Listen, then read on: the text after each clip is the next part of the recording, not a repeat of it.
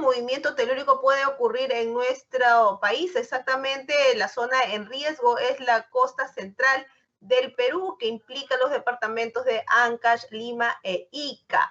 ¿Cómo debemos de actuar ante un movimiento sísmico? Hablamos de tremofobia. ¿Qué es esta fobia a los temblores? ¿Puedes explicarnos un poquito en qué consiste? Ok. Creo que empecemos por la primera, por la introducción que has hecho, ¿no?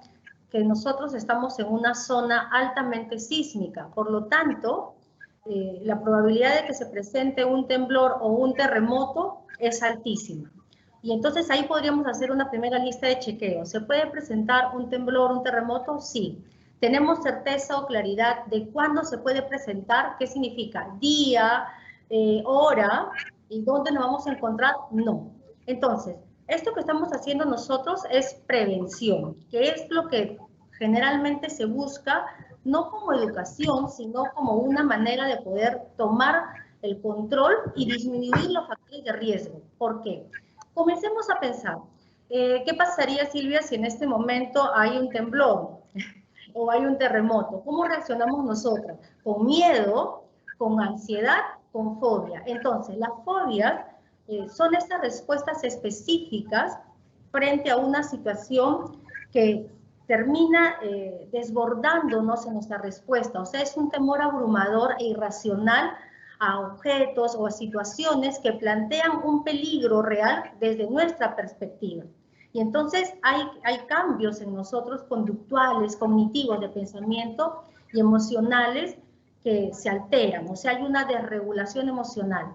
Pero entonces cuando hablamos de tremofobia, ya estamos hablando de este temor específico al movimiento telúrico. Entonces, es un temor persistente, es anormal, es injustificado, sí, pero hasta cierto punto cuando supera la magnitud. ¿Podemos tener miedo?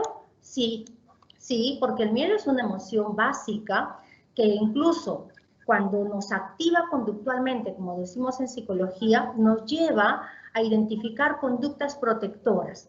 Cuando no, más bien nos lleva a este pensamiento de, ¿y si pasa? ¿Y si se cae? ¿Y si de repente a mi familia le va a pasar algo? ¿Y si me aplasta de repente, como dice, se cae todo y me muero? ¿Sabes? Cuando no logro identificar y entonces me sobrepasa, es cuando aparece lo que podríamos identificar estas respuestas de ansiedad o estas fobias específicas, en este caso la tremofobia. Ahora, ¿podemos presentarlo? Todos, habría que ver cómo he podido responder a estos temblores chiquitos que estamos empezando a percibir en nuestra ciudad. Digamos que quien tiene tremofobia o más o menos tenga algún indicio de esta fobia es alguien que vive en constante miedo, haya o no un movimiento sísmico, porque lo normal es que, por ejemplo, ocurre un temblor durante la madrugada, entonces la gente ya tiene miedo de dormir sola, pide dormir acompañado, por ejemplo, o no cerrar las puertas.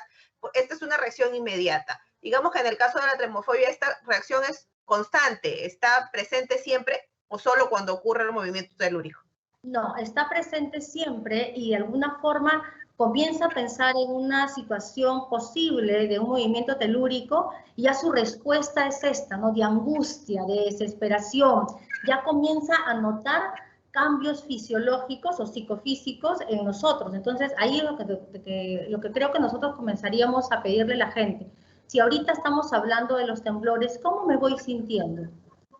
Estoy atenta y voy de repente a ver qué es lo que puedo hacer, o ya me estoy comenzando a sentir ansiosa y si se presenta en este momento, entonces aquí volvemos a dar nosotros la indicación, señor, señora, que nos esté escuchando, ¿cómo se siente cuando estamos hablando de este tema?